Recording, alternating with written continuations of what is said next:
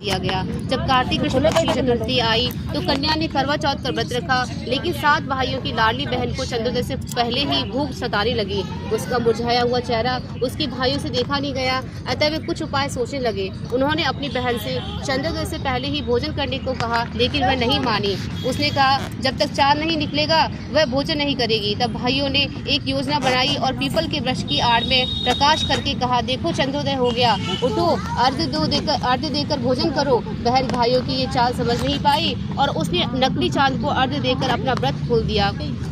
भोजन करते ही उसका पति मर गया। वह रोने चिल्लाने लगी। देवयोग से उस समय इंद्राणी देवदासियों के साथ वहां से जा रही थी। रोने की आवाज़ सुनकर वह साहूकार की पुत्री के पास गई और उसने रोने का कारण पूछा। तब उस कन्या ने सब हाल कह सुनाया। तब इंद्राणी ने कहा, तुमने करवा चौथ के व्रत में चंद्रोदय से पूर्व ही अन्न जल ग्रहण कर लिया, इस कारण ही ऐसा हुआ है। अब यह तुम व्रत की सेवा करती हुई 12 महीने तक प्रत्येक चौथ को यथाविधि व्रत करोगी। फिर करवा चौथ को विधिवत गौरी, शिव, गणेश, कार्तिकेय सहित चंद्रमा का विधिवत पूजन करोगी और चंद्रोदय के बाद अर्घ्य देकर अन्न जल ग्रहण करोगी तो तुम्हारे पति अवश्य जीवित हो उठेंगे। ब्राह्मण कन्या ने ठीक ऐसा ही किया। उसने 12 माह की चौथ सहित विधिपूर्वक करवा चौथ का व्रत किया। व्रत के प्रभाव से उनका मृत पति जीवित हो गया। कहते हैं जो भी महिला करवा चौथ का व्रत विधि विधान से रखती है उसके पति को अखंड सौभाग्य की प्राप्ति होती है।